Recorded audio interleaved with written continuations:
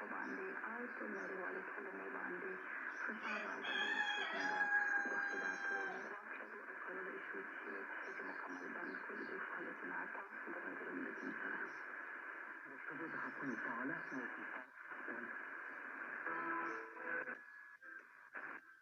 ازادي راډیو د مدني ټولنو د جوړولو د ډیموکراتیکو اړیکو د ترتیب له قومي او مذهبي تعصبونو سره د مبارزې او د خلکو ترمنځ د ملي تفاهم هنداره